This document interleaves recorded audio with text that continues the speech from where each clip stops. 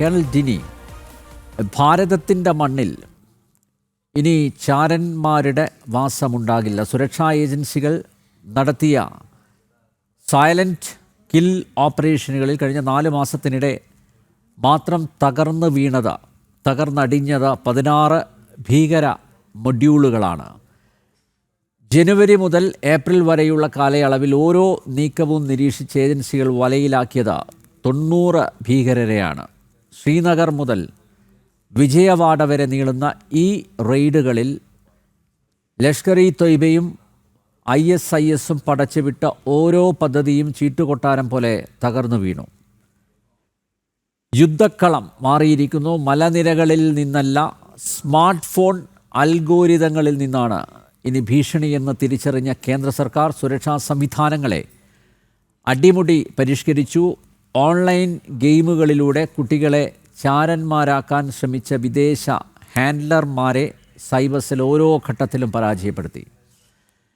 പ്രധാനമന്ത്രിയുടെ സുരക്ഷയെക്കുറിച്ചുള്ള വിവരങ്ങൾ വിൽക്കാൻ ശ്രമിച്ച യുവാവിനെ ലോകത്തിൻ്റെ ഏത് കോണിലിരുന്നാണെങ്കിലും നിമിഷങ്ങൾക്കുള്ളിൽ പിടികൂടാനുള്ള കരുത്ത് ഭാരതം ഇന്ന് കൈവരിച്ചിരിക്കുന്നു.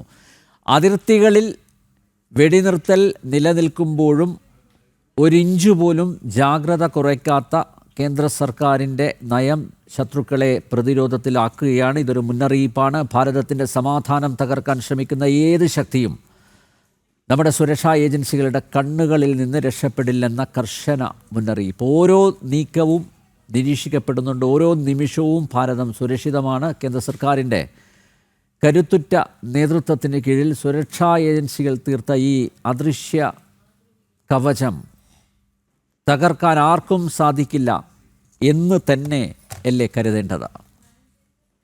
തീർച്ചയായിട്ടും ശ്രീ അനിൽ, നമുക്കത് മനസ്സിലാക്കേണ്ടത് കഴിഞ്ഞ ഒരു 11 വർഷമായിട്ട് ഞാനതിന് എല്ലാവരുടെയും ഒരു അനുഗ്രഹമുണ്ട്. അതായത് ദൈവത്തിന്റെ അനുഗ്രഹമുണ്ട്. അതുപോലെ തന്നെ നമ്മുടെ നേരത്തെ ശ്രീ അനിൽ പറഞ്ഞ പോലെ നമ്മുടെ സെക്യൂരിറ്റി ഫോഴ്സസിന്റെ ഒരു വലിയൊരു പ്രൊഫഷണലിസം, അവരുടെ ഒരു വർക്ക് കൾച്ചറിന്റെ ഭാഗമായിട്ടും, അതുപോലെ തന്നെ നമ്മുടെ ഇന്റലിജൻസിന്റെ ഏജൻസീസ് അവരുടെ നിരന്തരമായിട്ടുള്ള ഇടപെടൽ, അതുപോലെ തന്നെ നമ്മുടെ രാഷ്ട്രീയ നേതാക്കന്മാർ നേരത്തെ പറഞ്ഞ പോലെ പ്രൈം മിനിസ്റ്റർ മോദി ആയാലും ശരി, ശ്രീ അമിത് ഷാ ആയാലും ശരി, അതുപോലെ നാഷണൽ സെക്യൂരിറ്റി ഹാൻഡിൽ ചെയ്യുന്ന ശ്രീ അജിത് ഡോവൽ ആയാലും ശരി, ഇവരുടെയൊക്കെ ഒരു ദീർഘവീക്ഷണത്തിന്റെ ഒരു ഫലമായിട്ടാണ് കഴിഞ്ഞ ഒരു 11 വർഷത്തോളം നമ്മളിപ്പം പോകുമ്പം പണ്ട് നടക്കുന്ന രീതിയിലുള്ള ബോംബ് ബ്ലാസ്റ്റോ അങ്ങനത്തെ കാര്യങ്ങളൊന്നും നടക്കാതെ പോകുന്നു. അത് നടക്കാൻ സാധിക്കാത്തതുകൊണ്ടല്ല, പക്ഷെ അത് ഇവിടെ സാധിക്കാത്ത രീതിയിലുള്ള ഒരു തടയൽ നമ്മൾ ചെയ്തിട്ടുണ്ട് എന്നുള്ളതാണ് അതിനകത്ത് യാതൊരു സംശയമില്ലാത്ത കാര്യമാണ്. കാരണം അതിന് മുൻപുള്ള കാലങ്ങളിൽ നോക്കിക്കഴിഞ്ഞാൽ എല്ലാ ആഴ്ചയിലും എല്ലാ മാസവും എവിടെയെങ്കിലും ഒക്കെ ഒരു ബോംബ് ബ്ലാസ്റ്റ് നടക്കുന്നതായിരിക്കും. ഇന്ത്യയിലുള്ള ഏതെങ്കിലും ഒരു സിറ്റി, ആ സിറ്റിയുമായിട്ട് ഒരു ബോംബ് ബ്ലാസ്റ്റിന്റെ പേരില്ലാത്ത സിറ്റി ഇല്ലാത്ത ഒരു രീതിയായിരുന്നു. പക്ഷെ അതിൽ നിന്ന് മാറി ഇപ്പോ നമ്മൾ വളരെ കുറച്ചും കൂടെ ഒരു സേഫ് ആയിട്ട് ഫീൽ ചെയ്യുന്ന ഒരു രീതിയിലേക്ക് മാറുന്നെങ്കിൽ തീർച്ചയായിട്ടും ഞാൻ നേരത്തെ പറഞ്ഞ ഈ ആളുകൾക്കെല്ലാം അതിന്റെ ക്രെഡിറ്റ് പോകുന്നുണ്ട്. പക്ഷെ ഒരു കാര്യം നമ്മൾ മനസ്സിലാക്കേണ്ടതെന്ന് വെച്ചാൽ ഇതൊരു ഓൺഗോയിങ് പ്രോസസ്സാണ്. അതായത് എക്കാലത്തും ഭാരതത്തിനെ തകർക്കാൻ വേണ്ടി, ഭാരതത്തിനുള്ളിൽ ഇതുപോലത്തെ കാര്യങ്ങൾ ചെയ്യാൻ വേണ്ടി നിരന്തരമായിട്ട് പരിശ്രമിച്ചുകൊണ്ടിരിക്കുന്ന നമ്മുടെ തൊട്ട അയൽവാസിയായിട്ടുള്ള പാകിസ്ഥാനും അതുപോലെ തന്നെ മറ്റ് പല രാജ്യങ്ങളും ഇതിനകത്ത് ഭാരതത്തിനെ എങ്ങനെയൊക്കെ തകർക്കാൻ പറ്റും. കാരണം ഇവരാരും ഭാരതം വളരുന്നത് അവർക്കത് ഇഷ്ടമല്ലാത്ത കാര്യമാണ്, അവരുടെ താല്പര്യങ്ങൾക്ക് എതിരാണ് എന്നൊരു തോന്നൽ അവർക്കുണ്ട്. അപ്പൊ ആ രീതിയിൽ ഒരിക്കലും ഭാരതം വളരരുത്, ഭാരതം ആഭ്യന്തരമായിട്ടുള്ള പ്രശ്നങ്ങളിൽ തന്നെ എപ്പോഴും ഇങ്ങനെ ഇൻഡൽജ് ചെയ്ത് നിൽക്കണം എന്നുള്ള വലിയൊരു തോന്നലുണ്ട്. പക്ഷെ ഇപ്പൊ നടന്നിട്ടുള്ളതെന്ന് വെച്ചാൽ 2-3 കാര്യങ്ങളാണ്. ഈ ഞാൻ പറഞ്ഞ കാര്യങ്ങൾ എന്തുകൊണ്ടാണ് നമുക്ക് ഈ ഒരു രീതിയിലേക്ക് വരുന്നത്? അതായത് ഇപ്പൊ അനിൽ പറഞ്ഞ ഒരു 2 അല്ലെങ്കിൽ ഒരു 4-5 മാസത്തെ കഴിഞ്ഞ വർഷം തന്നെ നോക്കിക്കഴിഞ്ഞാൽ തന്നെ ധാരാളം ഇതുപോലത്തെ ടെറർ മോഡ്യൂൾസ് നമ്മൾ ഡിസ്മാന്റിൽ ചെയ്ത് വന്നുകൊണ്ടിരിക്കുക. അതായത് എന്റെ ഒരു കണക്കനുസരിച്ച് ഒരു 100 എണ്ണത്തിന് നമ്മൾ പിടിക്കുമ്പം അതിന്റെ 10 എണ്ണം മാത്രമേ രംഗത്ത് പുറത്തു പോലും പറയാറുള്ളൂ. കാരണം ബാക്കിയുള്ളത് പറയാറില്ല. കാരണം ആ ബാക്കിയുള്ളത് വെച്ചിട്ടാണ് ബാക്കിയുള്ള മോഡ്യൂൾസിനെ എങ്ങനെ പിടിക്കാൻ പറ്റും എന്നുള്ളത്. അതുകൊണ്ട് നമ്മൾ ഈ കാണുന്നത് ഇംഗ്ലീഷിൽ പറയുന്ന ടിപ്പ് ഓഫ് ദി ഐസ്ബർഗ് എന്ന് പറയുന്നില്ല, ഇതിന് ഒരു ചെറിയൊരു അംശം മാത്രമേ പുറത്ത് കാണാൻ പറ്റൂ. പക്ഷെ മറ്റുള്ള കാര്യങ്ങൾ അതിന്റെ രീതിയിൽ നടക്കുന്നുണ്ട്. അപ്പം ഇന്ന് 2-3 കാര്യങ്ങളാണ് ഇതിനകത്ത്. ഒന്ന്, ഇന്ത്യയിൽ പ്രത്യേകിച്ച് ഇപ്പൊ പാകിസ്ഥാന്റെ കാര്യം മാത്രം പറയുകയാണെങ്കിൽ പാകിസ്ഥാന്റെ ഉള്ളിൽ നമുക്ക് ധാരാളം അസറ്റ്സ് നമുക്ക് ഉണ്ടായുണ്ട്. ഇവിടെ എന്ത് നടക്കുന്നു എന്നുള്ള കൃത്യമായിട്ടുള്ള ഇൻഫർമേഷൻ നമുക്ക് കിട്ടുന്നുണ്ട്. അപ്പൊ ആ കിട്ടുന്നതിന്റെ അടിസ്ഥാനത്തിലാണ് ഇതുപോലുള്ള വൈറ്റ് കോളർ ടെററിസത്തിലേക്ക് വന്നാൽ പോലും നമുക്ക് അതിനെ പിടിക്കാൻ പറ്റുന്ന അല്ലെങ്കിൽ അതിനെ തടയിലിടാൻ സാധിക്കുക.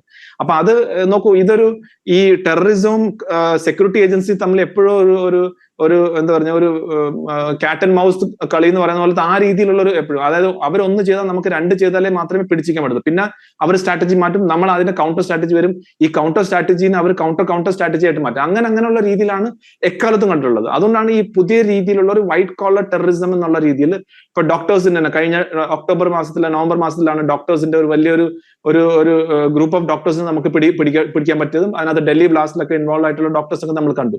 അപ്പൊ അതിന്റെ ഉദ്ദേശം എന്താണ്? നമ്മൾ ട്രഡീഷണൽ ആയിട്ട് ഒരു ഭീകരവാദിയെ കാണുന്നത് പഠിപ്പും വിദ്യാഭ്യാസവും ഇല്ലാത്ത ആള്, പാവപ്പെട്ടവര്, അല്ലെങ്കിൽ അങ്ങനത്തെ ഉള്ള രീതിയിൽ കാണുമ്പോൾ തന്നെ ഒരു എന്താ പറഞ്ഞ ഒരു പെട്ടെന്ന് ആളുകൾക്ക് മനസ്സിലാവാൻ അല്ലെങ്കിൽ പെട്ടെന്ന് അങ്ങനത്തെ രീതിയിലുള്ള ഒരു, അതായത് ഒരു ആ ഒരു രീതിയിൽ നിന്ന് മാറി ഇന്ന് വളരെ ഗ്ലാമറൈസ്ഡ് ആയിട്ടുള്ള പഠിപ്പും വിദ്യാഭ്യാസവും ഉള്ള വെൽ എഡ്യൂക്കേറ്റഡ് നല്ല ഫാമിലീസ് വരുന്ന ആളുകളിലേക്ക് അത് അങ്ങോട്ട് പോയിട്ടുണ്ട്. അതിന്റെ അർത്ഥം ഈ ചെയ്യിപ്പിക്കുന്ന ആളുകൾക്ക് അറിയാം ഇങ്ങനെയുള്ള ആളുകളെ റിക്രൂട്ട് ചെയ്താൽ കുറെ ബെനിഫിറ്റ്സ് ഉണ്ട്. അതിനകത്ത് ഏറ്റവും വലിയ ബെനിഫിറ്റ്സ് പറഞ്ഞാൽ ഈ ഇന്റലിജൻസ് ഏജൻസീസ് ഇവരെ എത്താൻ വേണ്ടിയുള്ള ഒരു ബുദ്ധിമുട്ടുണ്ട്. ഇപ്പൊ സമൂഹത്തിൽ നല്ല രീതിയിൽ പേരെടുത്തിട്ടുള്ള ആളുകൾ, ഞാനിപ്പോ ഡോക്ടേഴ്സ് മാത്രമല്ല, എഞ്ചിനീയേഴ്സ് ആവാം, ജേർണലിസ്റ്റ് ആവാം, സർവീസിലുള്ളവരാവാം, അല്ലാതെ മറ്റു രീതിയിലുള്ളവരൊക്കെ ആവാം. അങ്ങനെയുള്ള ആളുകൾക്ക് പെട്ടെന്ന് പിടിക്കപ്പെടാൻ പാടാണ്. രണ്ടാമത് അവർക്ക് ഇതിനെക്കുറിച്ചുള്ള അറിവുണ്ട്, അവർക്ക് ടെക്നോളജി ഉപയോഗിക്കാൻ അറിയാം, അവർക്ക് സോഷ്യൽ മീഡിയ ഉപയോഗിക്കാൻ അറിയാം, ആ സോഷ്യൽ മീഡിയയിലൂടെ അവരുടെ കാര്യങ്ങൾ മുന്നോട്ട് കൊണ്ടുപോകാൻ അവർക്ക് നന്നായിട്ട് അറിയാം. അപ്പൊ ഇത് ഒരു ഈ ഒരു ഉപയോഗം വെച്ചിട്ടാണ് ഇങ്ങനത്തെ വൈറ്റ് കോളർ ടെററിസത്തിലേക്ക് പാകിസ്ഥാനും ISIയും അത് ചെയ്യുന്നത്. പക്ഷെ അതിന്റെ കൗണ്ടർ ആയിട്ട് ഞാൻ നേരത്തെ പറഞ്ഞ പോലെ നമുക്ക് തന്നെ അതിനകത്ത് അസറ്റ്സ് ഉണ്ടായതുകൊണ്ടും നമുക്ക് അതിന്റെ ഉള്ള ഒരു ഡെഫിനറ്റ് ആയിട്ടുള്ള ഇൻഫർമേഷൻ നമുക്ക് കിട്ടുന്നതുകൊണ്ടാണ് നമുക്കത് ചെയ്യാൻ സാധിക്കുന്നത്, നമുക്കത് പിടിക്കാൻ സാധിക്കുന്നത്. അപ്പം ഇനി വരും ദിവസങ്ങളിലും ഇതേപോലുള്ള കാര്യങ്ങൾ നടക്കും.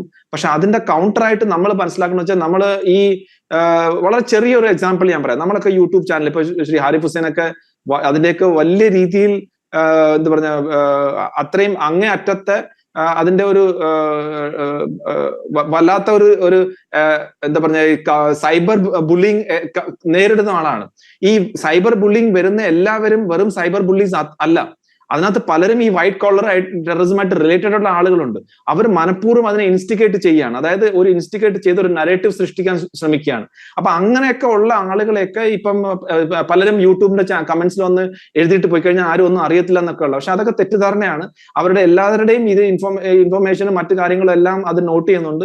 സമയാസമയങ്ങളിൽ പെട്ടെന്ന് നമ്മൾ നേരത്തെ ഇവിടെ PFIനെ പിടിച്ചുകൊണ്ട് പോകുന്ന കണക്കുള്ള കാര്യങ്ങൾ അപ്പൊ ഒരു പ്രൊഫൈലിംഗ് ചെയ്ത് കഴിഞ്ഞാൽ, ഒരു സോഷ്യൽ മീഡിയ പ്രൊഫൈലിംഗ് ചെയ്ത് തന്നെ ആളുകളുടെ ഏകദേശം ഒരു സൈക്കോളജി അല്ലെങ്കിൽ ഐഡിയോളജി അല്ലെങ്കിൽ അവരുടെ ഫാനറ്റിസം, ഇതിനെക്കുറിച്ചുള്ള ഭീകരവാദത്തിനെ കുറിച്ചുള്ള കാര്യങ്ങളൊക്കെ നമുക്കറിയാം. വെറും ഒരു വിമർശനമല്ല, ഒരു മതത്തിന്റെ പേരിൽ ഏതറ്റം വരെ പോവാം എന്നൊക്കെ ഉള്ള രീതിയിലേക്ക്, അല്ലെങ്കിൽ കൊല ചെയ്യാം, അല്ലെങ്കിൽ ഏതൊക്കെ രീതിയിൽ ഉപദ്രവിക്കാം, ഇങ്ങനെയൊക്കെയുള്ള കാര്യങ്ങൾ പറയുന്നത് അത് വെറും വാക്കായിട്ടല്ല ഇപ്പം കാണുന്നത്. അതിനെ വളരെ വ്യക്തമായിട്ടുള്ള ഒരു പ്ലാൻ ഉണ്ട്, അത് അഴിച്ചുവിടാനുള്ള ആളുകളുണ്ട്, അതിനെ മോണിറ്റർ ചെയ്യുന്ന ആളുകളുണ്ട്. അപ്പൊ ഇത് മനസ്സിലാക്കുന്ന വെച്ചാൽ നമ്മൾ ഇന്നൊരു പുതിയ സോഷ്യൽ മീഡിയ ഏജില് ടെററിസം നമ്മൾ സ്ഥിരം കാണുന്ന രീതിയിലുള്ള കശ്മീരിൽ മാത്രമായിട്ട് നിൽക്കുന്ന ഒരു കാര്യമല്ല, അല്ലെങ്കിൽ ഇപ്പം മറ്റു ഭാഗത്ത് നിൽക്കുന്നതല്ല. അത് നമ്മുടെ വീട്ടിന്റെ അടുത്ത് തന്നെ, നമ്മൾ കേരളം എന്ന് പറയുന്ന ഈ രാജ്യത്തും ഈ സ്റ്റേറ്റിലും തന്നെ വളരെ വ്യാപകമായിട്ടുള്ള അതുപോലത്തെ ടെറർ സെൽസും അല്ലെങ്കിൽ സ്ലീപ്പർ സെൽസും ഉണ്ട്. അതിനകത്ത് പല രീതിയിൽ പല റോളുകൾ അഭിനയിക്കുന്ന ആളുകളുണ്ട്.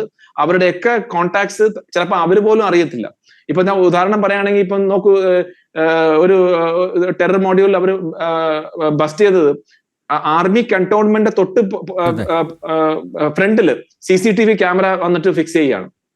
അപ്പൊ ആർമിയുടെ കോൺവോയ്സ് പോകുന്നതും മറ്റു കാര്യങ്ങളൊക്കെ പാകിസ്ഥാൻ ഇരുന്നിട്ട് ലൈവായിട്ട് കണ്ടോണ്ടിരിക്കുകയാണ്. അപ്പൊ ഇതേപോലുള്ള ഓരോ ഐഡിയാസ് ആണ്. അതുപോലെ തന്നെ നമ്മളിപ്പോ അറിയാം ധാരാളം വീഡിയോ ബ്ലോഗേഴ്സ് ഉണ്ട്. അവരെ കൊണ്ട് ഇപ്പം ഈ കന്റോൺമെന്റ് അല്ലെങ്കിൽ നേവിയുടെ ബേസ് അവിടെയൊക്കെ അവർ ഈ കാണുന്നവർ തോന്നും ഇവരെന്തോ ടൂറിസ്റ്റ് ആണ് അല്ലെങ്കിൽ ഇവരെന്തോ ബ്ലോഗിങ് ചെയ്യാണ്. പക്ഷെ അത് അല്ല ആക്ച്വലി ബ്ലോഗ് ചെയ്തത്. അവർക്ക് കൃത്യമായിട്ടുള്ള ടാസ്ക് കൊടുത്തിട്ടുണ്ട്. ഈ 3-4 കാര്യങ്ങൾ ഞങ്ങൾക്ക് അറിയാൻ സാധിക്കണം. അറിയാൻ സാധിക്കണമെങ്കിൽ നിങ്ങൾ പോയിട്ട് അവിടെ വീഡിയോ പിടിക്കുക, മറ്റു കാര്യങ്ങളൊക്കെ ചെയ്യുക എന്നുള്ള രീതിയിലേക്ക് ചെയ്യുന്നുണ്ട്. അപ്പൊ അതിനകത്താണ് ഈ ധാരാളം യങ്സ്റ്റേഴ്സ് അല്ലെങ്കിൽ ഈ പുതിയ തലമുറയുടെ ആളുകൾ അതിനകത്ത് പെട്ടെന്ന് അവരെ റിക്രൂട്ട് ചെയ്യാൻ പറ്റും. കാരണം അവരറിയുന്നില്ല, അവർക്ക് വേണമെങ്കിൽ ചിലപ്പോൾ കുറച്ച് ലൈക്സോ ഇപ്പം അതിന്റെ ഫോളോവേഴ്സിൽ നിന്ന് വാങ്ങിക്കാനൊന്നും വലിയ കാര്യങ്ങളൊന്നും ഇല്ലല്ലോ, പൈസ കൊടുത്തു കഴിഞ്ഞാൽ കിട്ടും. അങ്ങനെയൊക്കെ കിട്ടുമ്പോൾ അവരറിയാതെ തന്നെ അല്ലെങ്കിൽ അറിഞ്ഞുകൊണ്ട് തന്നെ ചെയ്യുന്ന കാര്യങ്ങളുണ്ട്. അപ്പം ഈ രീതിയിലേക്ക് ഭീകരവാദം മാറി എന്നുള്ള ഒരു യാഥാർത്ഥ്യം നമ്മളെ ആളുകൾ മനസ്സിലാക്കണം. അതുകൊണ്ട് എന്തെങ്കിലും രീതിയിൽ ഏതെങ്കിലും അസ്വാഭാവികമായിട്ടുള്ള കാര്യങ്ങൾ നടക്കുകയാണെങ്കിൽ നമ്മളെ ആക്ച്വലി പറഞ്ഞാൽ നമ്മൾ അത് മനസ്സിലാക്കി അതിന് വേണ്ട രീതിയിൽ അത് മുന്നോട്ട് കൊണ്ടുവന്നാൽ നേരത്തെ പറഞ്ഞ ആളുകൾ, സെക്യൂരിറ്റി ഏജൻസീസ്, ഇന്റലിജൻസ് ഏജൻസീസ്, നമ്മളെ നാഷണൽ സെക്യൂരിറ്റി അഡ്വൈസർ പോലുള്ള ആളുകൾക്ക് കുറച്ചും കൂടെ ബെനിഫിറ്റ് ആവും. അദ്ദേഹം തന്നെ പല പ്രാവശ്യം പറഞ്ഞിട്ടുണ്ട്. അതായത് നമ്മൾ സോഷ്യൽ മീഡിയയിൽ ഉപയോഗിക്കുന്നത് അതിനെ ആ രീതിയിൽ തന്നെ നമ്മളും തിരിച്ചുപയോഗിക്കണമെന്ന് ശ്രീ അജിത് ഡോവൽ തന്നെ പല സന്ദർഭത്തിൽ പറഞ്ഞിട്ടുണ്ട്. അപ്പൊ ആ രീതിയിൽ എനിക്ക് തോന്നുന്നു ഇന്നത്തെ തലമുറ ധാരാളം ആളുകൾ ചെയ്യുന്നുണ്ട് ശ്രീ അനിൽ. അതിനകത്ത് എനിക്ക് നല്ല സന്തോഷമുണ്ട്. നമ്മളെ ഇന്നത്തെ തലമുറ പ്രത്യേകിച്ച് കേരളത്തിൽ അതിനെ അവെയർ ആയിട്ടുള്ള ധാരാളം ആളുകളുണ്ട്, രാഷ്ട്ര സ്നേഹികളായിട്ടുള്ള ധാരാളം ആളുകളുണ്ട്. അവരതിനെ അപ്പോഴന്നെ കൗണ്ടർ ചെയ്യുന്നുണ്ട്, അതിനെ പോയിന്റ് ഔട്ട് ചെയ്യുന്നുണ്ട്. അപ്പൊ ആ രീതിയിൽ ഡെഫിനറ്റ്ലി നമുക്കൊരു മാറ്റം കാണാം.